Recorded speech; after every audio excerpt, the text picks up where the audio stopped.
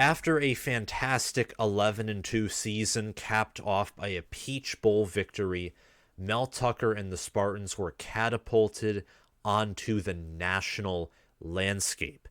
Josh Pate in his late kick live segments, which are awesome, he himself said that Michigan State football can absolutely win a national title under Mel Tucker, which Michigan State football promptly put in one of their preseason hype videos.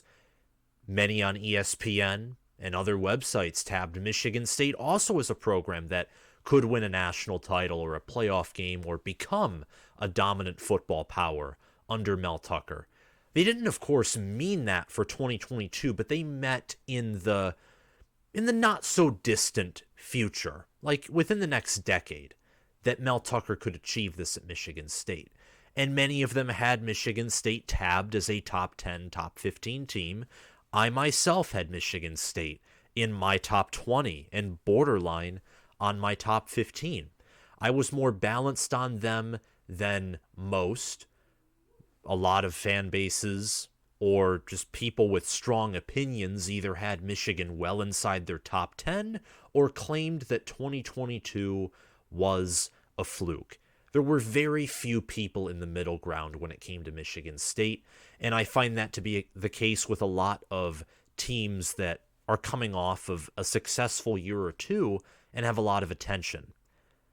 There are the people who love the attention, and there are people that hate the attention, and the people that love the attention, love the team, give it all kinds of praise, and the people who hate the attention just hate on the team. Well, Michigan State was certainly loved by national analysts after 2021. They were loved by everyone. Heck, I myself, I thought that we would be entering 2023 when it came to talking about Michigan State football with a different perspective than the one I will be talking about today.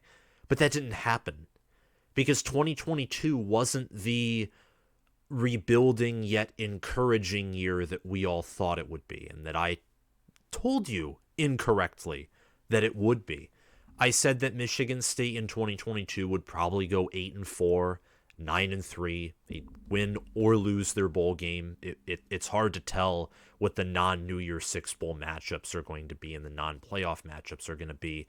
It's hard to tell postseason matchups, bowl game, New Year's Six bowl, playoff, national title, period, in the preseason. But I said Michigan State would get 8, 9, maybe 10 wins. I said it was pretty much a guarantee that they would regress compared to 2021. And the most they could do was simply meet what they did in 2021, which with their schedule in 2022 and with losing Kenneth Walker would have been amazing. But they didn't do it. They went 5-7. They got blown out by Michael Penix, Tanner Morgan, C.J. Stroud, J.J. McCarthy, Sean Clifford. They blew winnable games to Talia Tagovailoa and Dexter Williams, the latter of which was one of the most painful games to watch as a college football fan and one of the most beautiful experiences to watch as a Michigan fan. But I digress, and to the point of me being a Michigan fan, I'm honest with you about your program. I'm honest with myself about my program. With how we are recruiting, I think that the window of Michigan turning themselves into a national championship winning team is getting close to the do or die time with how Michigan has been regressing in the recruiting world. But this is a Michigan State episode, and this is discussing my thoughts on Tucker, and of course Michigan, Ohio State, Penn State, but especially the Wolverines will be discussed because these are the teams that Michigan State is trying to compete with. You know, when D'Antonio was let go, resigned, pressured into resigning, and Mel Tucker was brought aboard, Michigan State, they took a chance late in the coaching carousel, the 2019 to 2020 coaching carousel. They got Tucker. They supported him with a new staff. They paid him handsomely. Part of that was because the fact that they hired him so late in the preseason, but another part of that was they wanted him locked down. And then after a fantastic season in 2021, before it was even over, they locked him down. So in their mind, in Michigan State's mind, and I would say in the athletic department's mind, because Jay Johnson isn't gone, Scotty Hazelton isn't gone, there were no staff changes forced. And the billionaires and Matt Ishbia and Alan Haller, Michigan State's athletic director, they're bigger on winning than the previous regime was. I think, whether it's misguided trust or not, that the university and those who support the university still view him in very high regard. They're not going to put up with what was seen last year, this past season. They're not going to put up with it long. But I think they're giving him time.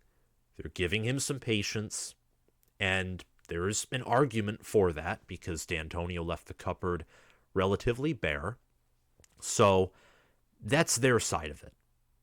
I know that some Michigan State fans, many of them are anxious or disappointed. Some are holding out hope.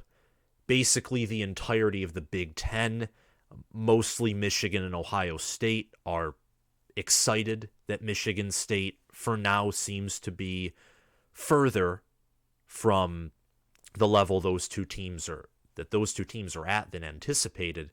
But the national opinion, outside of those who are going to be biased toward MSU and those who will be biased against MSU, the national neutral opinion really shifted. It went from one extreme, the extreme of viewing Tucker as a top 10 head coach, to now I guarantee you Michigan State will never be talked about outside of Michigan State fans. And I'm not going to fall for that, because I think that's pretty ridiculous. And I think given what happened in 2021, that is ridiculous. And given Michigan State's recruiting class, given the fact they have a top 25 transfer portal class, and they got another underrated running back, Nathan Carter from UConn, in the portal, and they got a lot of supporting cast players, like, 3 tight ends, a few defensive linemen, a secondary player, a corner. They even got a long snapper, Mason Arnold from Ohio State. They got a highly rated 4-star D lineman from Texas A&M. They got a kicker, Jonathan Kim from North Carolina, who has a powerful leg. Like, they're getting guys. I think Michigan State, with their smaller recruiting class, they only have 15 signed letters of intent. They only have 15 total commits. I think after spring ball rolls around and the portal's reopened and plenty of other guys leave, Michigan State's going to be one of those programs who's going to be very heavily involved in that reopening of the portal, in that second part of the portal. There are other programs that will barely be involved in that part because they already have their guys for the most part. But Michigan State, with the state of their roster and the fact that even from a recruiting standpoint, and even though this will be Tucker's 4th year, there are still upgrades you can use. The roster is still relatively barren compared to what Mel Tucker and his staff want. And the transfer portal, I think, is going to become more of a long-term thing than a lot of people thought. I think what LSU did, what LSU just did this past season, and what Florida State did, and they're both being big in the portal, and what USC did, guys, part of me hates to say it, but I think you can sustainably build a good program, probably not a national title winning program, but if you only wanted to use the portal, you could consistently build a good program that will win around double-digit games.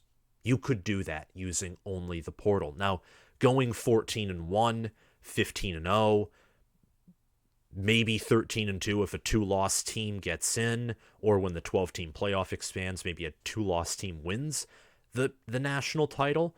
You have to recruit high level at high school and have some consistency and all those other things to win a national title. That's a completely different ballgame. But Mel Tucker knows what he's doing in the portal. I said that last year, later in the preseason. I said it in the middle of the 2021 season when Kenneth Walker was there. Michigan State, the portal can be hit and miss. But Mel Tucker's bringing in guys. I think that you will see this consistently throughout the Mel Tucker era at Michigan State. My thoughts on the program personally are that it was never the top 10 program people were propping it up to be after 2021. It was never the bottom 50 program that some people are mentioning it to be now. It's in the middle. And I think entering 2023, I think Mel Tucker is a middle of the range Power 5 head coach. Middle of the range Power 5 head coach, which means he's an above average to good head coach, including the group of 5. Because we do know, and the transfer portal and NIL era is further telling us this, that Power 5 and group of 5 football is a different kind of football. That's my opinion on Mel Tucker and the Michigan State program. I think, and we're going to talk about these facts more in detail in a second, but Michigan State does have potential. They do have potential to come out and repeat some of the same shock value that they had in 2021. They have the potential to be a top 25 team. I think part of the reason that they're not going to win a lot more games this season than they did in 2022 is once again they have one of the toughest schedules in the nation. They host Washington, they travel to Iowa, they host Michigan, they travel to Ohio State, they host Penn State. All of those teams are top 25 teams. You take Iowa out of the equation, Washington, Michigan, Ohio State, Penn State are all top 15 at minimum, in my opinion. They could all be top 10, top 8, dare I say it, maybe all of them could be top 6 at most. That's an insanely tough schedule. Luckily, Michigan State opens up with 2 cupcake games against Central Michigan and Richmond, so they can get themselves gelled, work out any injuries, and prepare themselves for what will be one of their biggest home games when they do host Washington in week 3. But I have them just as a very early preview, and I'm not doing official predictions just yet because I want to do more research. I'd rather wait, do the research on every team, and have some fun as well, but do some research before I release official preseason predictions. I think Michigan State's a 7-5, 8-4 team next season. And in the Big Ten with the schedule they have, that's a team that would be placed in the received votes category. That'd be like a top 35, maybe top 30 team. MSU, I think, listen, their staff is not the greatest. Their head coach currently is not the greatest. But this is looking at a resume that's relatively young. Mel Tucker's only been a head coach in college football for 4 years. And in those 4 years, we've seen some of the biggest changes in the history of the sport, with name, image, and likeness, with the transfer portal. The Big Ten, their scheduling, is changing. Like, for real. USC, UCLA, as long as things, stand in 2024, it's going to be another big change. MSU might be traveling to play in Death Valley, in the hell that is Southern California, like in the fall. You think any Big Ten program is going to be used to that weather in the fall? Same thing with the Southern Cal schools being used to the polar ice caps that will be the rest of the Big Ten in the month of November. Mel Tucker arrived at a program that was busted from D'Antonio the late years, from Dave Warner and Jim Bowman. Dave Warner, by the way, heard on the Valenti show with Rico that he's resigning from, I think, his offensive coordinator job at UTEP. Just straight up resigned. So we can live with some of our favorite Dave Warner memories. Anyway, he overtook, he came in and is having to rebuild a busted program. He only has currently 4 full seasons of head coaching experience at the collegiate level. Colorado, he was there for 1 year. Like Michigan State, that was a busted program. He's only taken over busted programs. He hasn't even been at one stop as a head coach for more than 3 seasons. MSU will be by far his longest and he will probably be here for longer than 2023 unless they further bottom out, which I think is very unlikely. He has a 23-21 record as Michigan State's head coach. And he's, look, 18-14 at Michigan State. He's 12-13 in conference. The 2020 year, there was no way he was going to win. Like, the fact that he won 2 games against 2 ranked opponents, Michigan, which turned out to be a mirage. They were never really good. But he beat Northwestern, who finished as a top 10 team. That was impressive in itself. In 2020, he overachieved, which sounds weird because they finished last, but if you know the state that MSU was in 2020, he overachieved. In 2021, he overachieved. In 2022, it was a consequence of success. The backlash that Michigan State is receiving after 2022 is honestly a consequence of success. Anyone who knew football and who wasn't buying into the hype and drinking the Kool-Aid knew that Michigan State in 2022 would take a step back. Now, the size of the step back, I did not even think 5-7 was possible. I thought that maybe that would be the worst case scenario. And it turned out that Michigan State's best case scenario was probably 7-5, maybe 8-5 with a bowl win. They were not winning more than 8 games with the team they had, even if it was completely healthy. But this season, Michigan State, from the preseason, it's like what happened with Jim Harbaugh and some of his earlier teams at Michigan. I'd say especially the 2019 one. Preseason media is not always your friend. Not in the sense that they cause you to lose games, but they can bring you unwanted attention, acting like Michigan State's rebuilding job is done when, oh wait, Mel Tucker's only been there for 2 seasons. You still have D'Antonio players. It's his first staff. He hasn't even made any staff changes. He didn't entering 2022. And he still hasn't, he hasn't really fired anyone either. But he's 6-6 versus ranked opponents.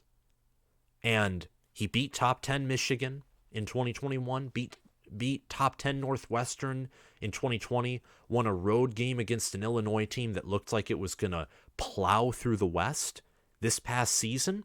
He can win games. He can rally his team. The in-game coaching is questionable, but he has command of the locker room. He's not losing the locker room. His guys will fight for him. And even though his game management is questionable, he's 500 versus ranked opponents. The only team in the Big Ten East that he has not beaten is Ohio State. And that is a tall task because of Ohio State's huge talent disparity with honestly the rest of the Big Ten when it comes to high school rankings. And the fact that look at Michigan's example. You have to have blue chip talent. You have to have great trench play, great running back play, and decent play calling on the offensive side of the ball, and good play calling on the defensive side of the ball to beat the Buckeyes. The only teams that Ryan Day has lost to are top 25 teams. And if you take Oregon in 2021 out of the equation, the only teams Ohio State has lost to, like when it comes to Ryan Day, are, playoff teams. Teams that went to the playoff and either won it all or at least appeared in a semifinal outside of 2021 Oregon. So a coach who's rebuilding a team, of course he's going to lose to an elite brand like Ohio State. Now, should it be tolerated year after year to lose by 30 points? It's a different discussion. But this process is it's running its course. And I think in 2023, you're going to see more of what Michigan State and Mel Tucker are. Now, I don't exactly know what that means, but I think it's better than 5-7. I don't think Mel Tucker is that bad of a head coach, given the millions of dollars that he has, given the recruits that he's getting into Michigan State. Look, Michigan State has never recruited at this level before. They've exploded onto the recruiting scene, and they have been consistently active in the transfer portal. Consistently active. They have a top 25 high school recruiting class, a top 25 transfer portal class. They're number 25 in both. They have an overall rank of 23. And their overall class is actually pretty small because their high school class of 15 is tiny. But it's quality. They have 3 top 200 players. They have 1 top 100 player in Bai Joby, who's an edge from Community Christian School in Norman, Oklahoma, and a top 10 edge player. So they have quality guys coming in, for sure. And they have some bodies coming in, especially through the portal, but they also have some underrated guys coming through the portal, like Nathan Carter, running back from UConn. You also have Jaron Mangum, running back from USF. Tunmesi Adeleye, a defensive lineman from Texas A&M. Might have butchered that name, but those are just some names of guys who will be key players and guys to watch out for sure. Michigan State also, they have open competition at the quarterback position. That's another thing. Mel Tucker and the staff are responding to 2022 in ways that they should. Now, staff changes, I've already voiced my opinion on the staff changes, that I think they should have made some changes. They should have canned one of the OCs. Harlan Barnett should be gone. But I'm not a head coach. I'm not an insider at the program. I'm just stating what I see, what I understand. But when it comes to the roster, there's open competition everywhere. And Kaiten Hauser, Noah Kim, Peyton Thorne are going to battle it out. And Mel Tucker himself said, quote, that job, referring to quarterback, like every other spot on the team, is fully open. Open competition. He's never said it before, and it's encouraging. I'm quoting this from Yardbarker.com. Title of this article is Michigan State Football Open QB Competition is Just What the Team Needs. This and a few other articles, including 3 quote-unquote off-season, should be named preseason storylines for Michigan State football, I'm going to link down below. Mel Tucker and Michigan State right now are a middle-of-the-road Power 5 program. They've had 2 disaster seasons, one of which you cannot really hold against Mel Tucker or Michigan State. So really, they've been, pretty average, pretty 500. They went 5-7 and were not even close to a good team last year. And they were a great, wildly overachieving team in 2021. The sample size, in my opinion, is too small. And you're going to increase the sample size by just a large margin by adding a whole another season in 2023. You're going to go from 3 seasons, really 2.5 seasons, because 2020 was such a short year. You're going to go from 2.5, 3 seasons to 3.5, 4 seasons under Mel Tucker, where more of his guys will be in starting positions, where the overall talent level of the team is going to be elevated, and there's going to be staff continuity, whether that's a good thing or a bad thing. Both coordinators are going to be in their 4th year. Most guys are going to be, actually all players are going to be completely familiar with the system at Michigan State. They know what's expected of them. Mel Tucker is raiding the portal. He's recruiting quality players. And my opinion is Michigan State, outside of maybe staff changes, is doing everything they should be doing. And staff's important, but what I'm saying is, not saying Mel Tucker should be fired. He shouldn't. He also shouldn't be viewed as a top 10 head coach.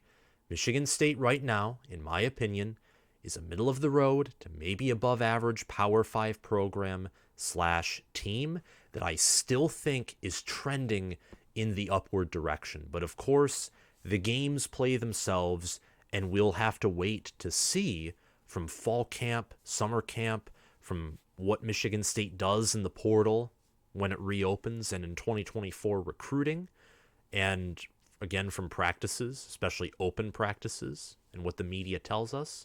All those things, and especially the games in the fall of 2023, will help determine whether that opinion is sound or not. Thank you all for watching. If you like this video, I encourage you to hit that like button, hit the subscribe button, click the notification bell, and comment your thoughts on this video down below. Thank you guys for watching and listening to me talk about Michigan State football. I talk about all Big Ten teams, occasionally go outside of the Big Ten to talk about college football in general. So hit the notification bell if you're interested and help me get to my goal of 10,000 subscribers by the end of February. Thank you all for watching, and I'll see you guys later.